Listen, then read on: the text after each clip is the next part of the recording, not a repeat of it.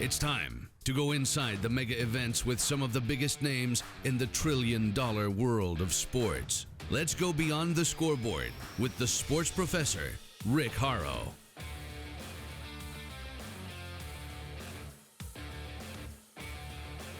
I'm the sports professor, Rick Horrow. Welcome to Beyond the Scoreboard, Inside the Mega Events. It's a trillion-dollar sports business, to be sure, and about 50 to 60% of those dollars are wrapped up in the mega events, the championships, Super Bowls, All-Star Games, World Series, Wimbledon, tennis majors, golf majors, NASCAR championships, IndyCar championships, Ryder Cup. All of those too numerous to mention. I'm in my office to kick off the show, but I'm not here a lot. I'll be on the road on a weekly basis to bring you the inside tips from those major events. The balance sheets, who wins, who loses, the interviews, how you put on the events, and how you sustain them. This is all brought to you by Edelman Financial. Money doesn't come with instructions. That's why we created Edelman Financial Services to help you with everything from college and retirement planning to managing your investments, helping you achieve retirement security. We're among the nation's top financial advisors. Come see how we can help you. Rick Horrow at a golf course / Indianapolis Motor Speedway, Brickyard Crossing. We're here for the Indy Women in Tech Championship, third year. The king of the LPGA, he goes by commissioner, but he's really the king to me. Mike Wan, I think I'm going to change my business card to like king of the LPGA. Not sure my players will like that. No, I don't think so. Maybe queen, maybe king, queen, brand poobah of the LPGA. So this is the third year of this event here in Indianapolis. It gets bigger every single year. Describe what you think the impact of an event like this is on Indianapolis and the region. Well, this is a great example of an event that's so much bigger than golf. Right. You know, with the whole women in tech, and you see it with young kids experiencing tech right there. You know, yesterday we had women from all walks of the business world talking about leadership, empowerment, diversity. So this event's a golf tournament. It's a golf tournament inside a racing venue, but at the same time, it's about making a difference long term, about changing visions and dreams of young girls, about joining STEM and tech opportunities. And so it's great when you meet somebody who's got an idea that's so much bigger than what we put on. And I think the mark this is going to leave in Indianapolis and the young kids of Indianapolis is going to last a lot longer than a golf tournament. Come a long way since Dan Towers. We all brainstormed the idea about doing something in Indianapolis that stands out for women and technology and kids, and of course perfect for you because you're very charitable in and of itself.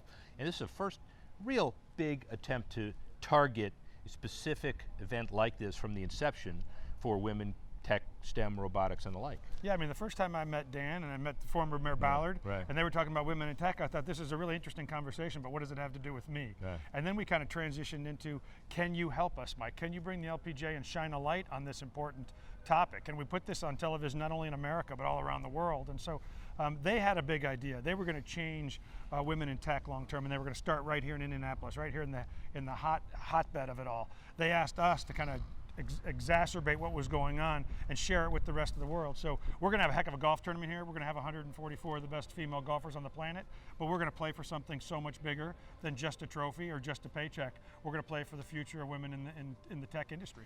And frankly, that's the perspective that a lot of people don't have. The statistic the NGF and everybody embraces is the $4 billion a year spent, raised for charity by golf events generally, but this is very specifically targeted, and there's a significant amount of good as a legacy, a leave behind, regardless of whether another round of golf is played in Indianapolis. Yeah, I think we've put down a marker here that's going to change the lives of young kids. We can see it in the tent across from us. We've got young girls and they're experiencing science and math and this whole side of the industry, and it's going to change their plans for the future, and that's going to have nothing to do with a golf tournament. We just used the golf tournament as a chance to shine a light on that, and we're excited at the LPGA when we can do that. When we can play an event that's bigger than the event, it feels like everything our founders were about 70 years ago. But it also starts at the top because you have the ability to shape or influence players' attitudes toward the Pro-Am or what they do in a community when they come in.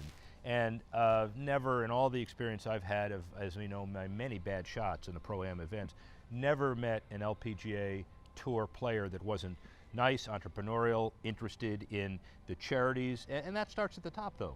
Yeah, I mean, I'd love to take credit for that and say that was my idea, but when I became the commissioner 10 years ago, I was floored by how much the players were interested in the business of the game. Yeah. They wanted to know about the title sponsor. They wanted to know about the TV partnerships.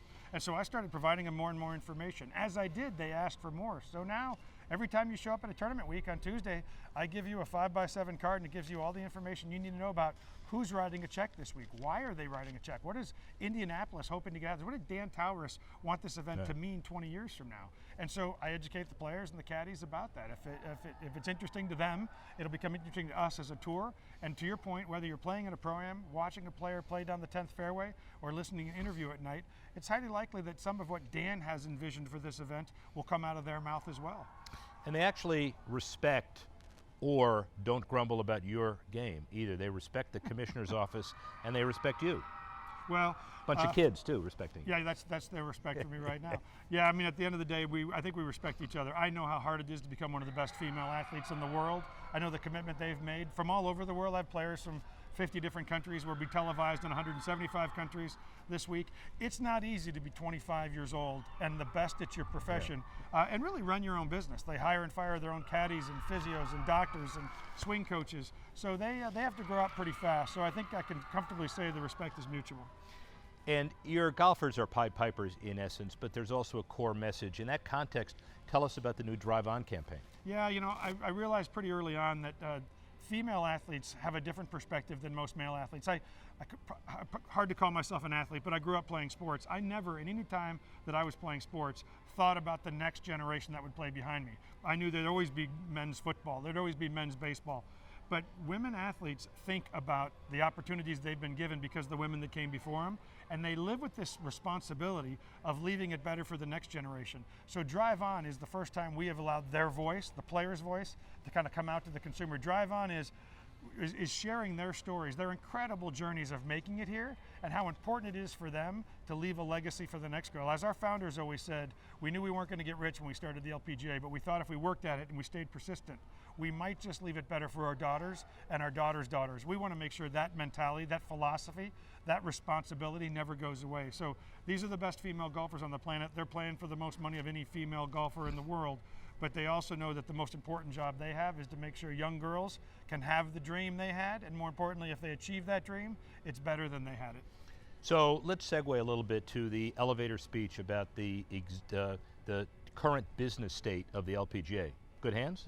Well, I mean, I don't care which factor you use to assess success. I mean, some people talk about revenue, some people talk about tournaments or television exposure or TV viewership or money. I don't care which one of those you use, you'd be talking about double-digit increase, and in many cases, triple-digit increase. We're up 100 to 150% in almost every business acumen you could look at over the last 5 or 6 years. It's exciting. They're playing for more money. They're playing in more tournaments. We're televised in more country, and our viewership in those countries is as high as it's ever been, kind of across the board. It's a good time to get behind women's golf because the momentum wave has never been higher. And the National Golf Foundation study talks about 5.7, about 6 million golfers, stable golfers in the kind of golf force last year. It's about a 23% increase year over year. That has to be encouraging to you and important to maintain. If you go back 15 or 20 years ago, Rick, and you looked at junior golf, it would look just like adult golf. What I mean by that is it was always 85% men and 15% women. So if somebody would say to me, tell me about the future of the game, I would laugh and go, future of the game's already playing, they're just not 18 yet. Now, if you looked at the future of the game, it's 36% girls. So we've gone from 15% girls in junior golf to 36. So I always tell people, the future of this game is going to be more female than you could ever imagine. In 100 years, we've never been able to say this. The fastest growing segment of golf in America is girls under the age of 18. Never been able to say that. We've been saying that for the last 3 years. And the interesting part about it, it's all synergistic. We have 1,500, I don't know what the number is, screaming kids there as part of this Eureka Exchange, which is a collateral event as part of this event. But the more you expose young girls, young kids, to the industry of golf and everything around it, the better for everybody. What they're doing in there this morning is the same thing we're trying to do with our LPGA, USGA girls golf. We want to make the golf course a fun place to be. Have fun, be crazy, scream a little bit, do all the things you didn't think was golf related. That's what they're doing with STEM this morning. They want to make science and math fun and exciting. That's what we do on a golf course. So when I hear that and see that, I know they're in good hands. When I see that on a first tee or in a golf experience or an LPGA girls golf experience and the girls are just having fun and screaming and high-fiving, they're going to be playing golf for a long time. And that's not a prop, ladies and gentlemen. They're really having a good time in there, believe it or not. So the other piece of golf growth, which purists have trouble with, I believe you probably don't, is the NGF talks about 25 million golfers on the course, generally, women and men, but about 24.5 million playing Top Golf, Drive Shack, putting a golf club in their hands. And for the first time, I remember, the studies have actually taken that 50 million and put it in one pot. What do you think of all that? Yeah, we encouraged them to stop talking about these as different things. If you asked me when's the last time I played basketball, I'd probably think about the last time I played horse in the driveway with my son. I consider that playing basketball. But for some reason, golf is always considered, if it wasn't on a golf course, on 18 holes of green grass, it wasn't golf. Well, when my wife and I go to Top Golf and somebody says, when's the last time you golfed? She said, Thursday. We went to Top Golf. And Top Golf is introducing about 8 million people a year to the game. Over half of those people have never walked on a golf course before. So for the game of golf, what an incredible opportunity that is for people. And I would tell you that when somebody goes to Top Golf a few times, their respect for what they see when they watch it on TV goes, they know how hard it is to hit a 4-iron, no matter how far you hit it. And when they watch one of my players hit a 4-iron 200 yards into a small green, the respect for what that is goes up. So yeah, to me, I don't care how you're swinging a golf club as long as you're swinging a golf club, because then you have a chance to be a viewer, you have a chance to be a fan, you have a chance to do vacations around it, and you might just join us at a golf course long term, but any of those outcomes is positive for the game. And the analog of making the game more pleasant and easier and quicker for people that do play. The bigger holes, 3-hole golf course design, 6 holes that finish at each place. Those are all kind of ideas to make golf easier. What do you think about all that generally? Yeah, I think the bottom line is we have to stop worrying about what we consider golf and let the fans and the consumers consider. I bought my house on the 6th tee box of a golf hole for a reason. I play 5 holes of golf when I come home from work at night, and I played golf. I'm done at 5 holes. That's enough. That's as much time as I can give it, but it keeps me on the golf course. So yeah, I think anything we can do to make people's experience on a golf course fun, and whatever fun is for them. If you're a serious golfer and fun for you is grinding it out 18 holes, great. If you want to play 3 holes and call it a day, we got to not only accept that, we got to embrace that. And when Mike Wan tells you, as he's told me, that he shoots like a 78 after a round, it's because he's only played those 5 holes, ladies and gentlemen. Don't give out my secrets. Thank you, my friend. Thank you. Okay.